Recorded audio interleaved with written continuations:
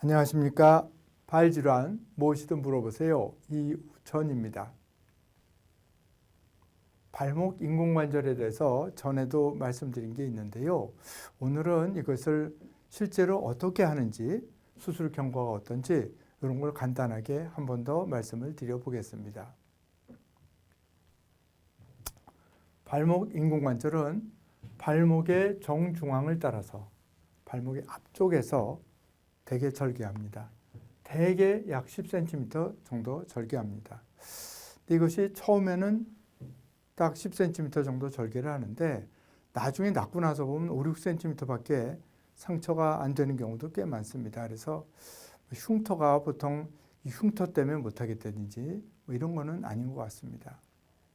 그래서 발목의 앞에서 봐서 가운데를 따라서 째고 들어가는데 모든 발목 인공관절이 다 이렇게 하는 건 아닙니다.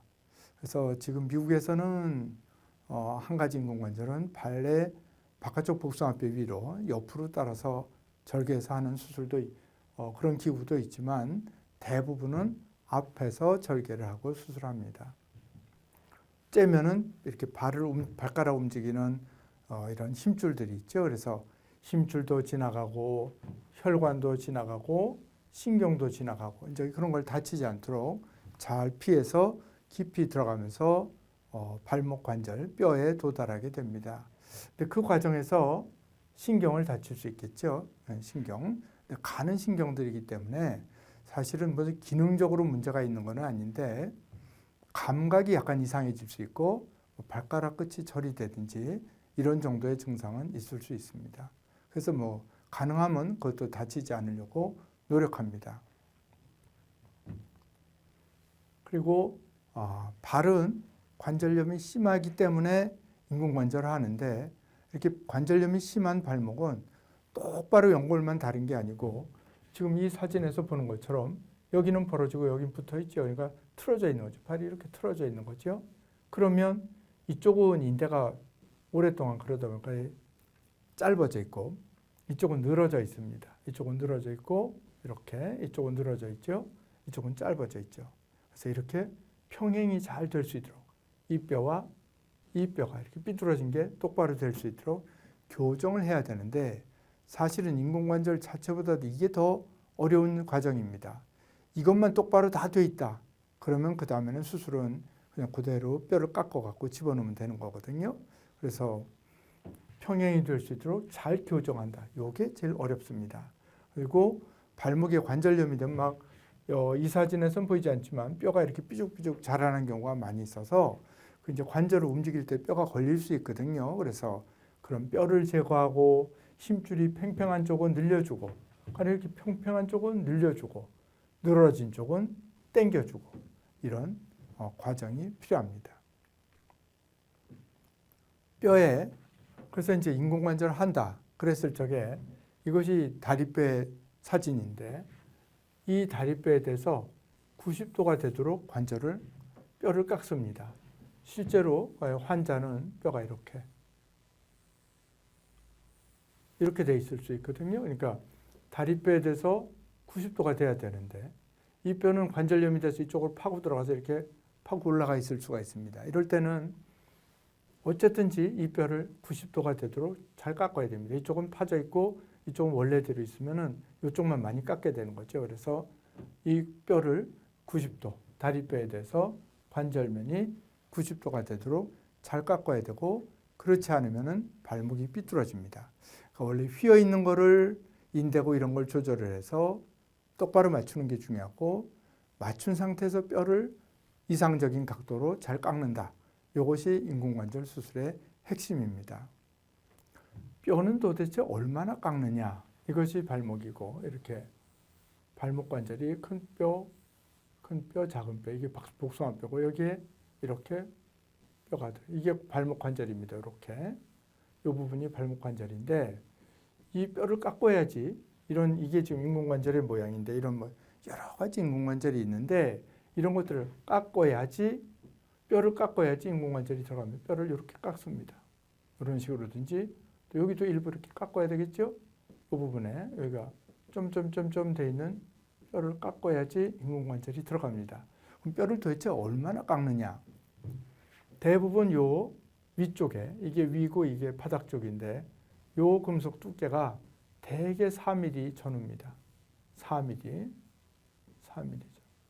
대개 요 가운데 들어가는 플라스틱의 두께가 대개 이거는 뭐 얇은 거는 3mm에서부터 두꺼운 거는 보통 9mm까지도 쓸 수 있습니다. 그렇지만은 뼈를 덜 갖고 넣으려면 이제 조금 작은 게 좋겠고 이런데 어쨌든 보통 이 금속판의 두께가 4mm.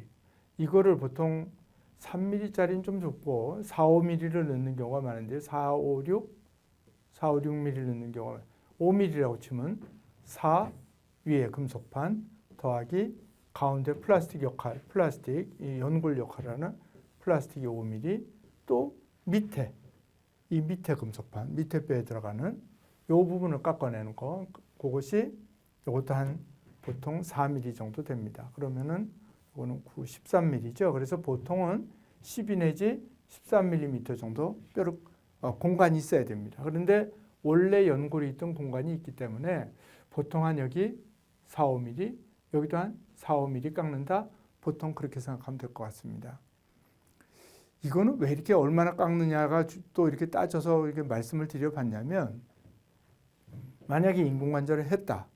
근데 나중에 이 인공관절에 문제가 있어가지고 인공관절을 이것도 뽑아내고 그러면 어떻게 되겠습니까? 인공관절이 이렇게 있는데 원래 관절이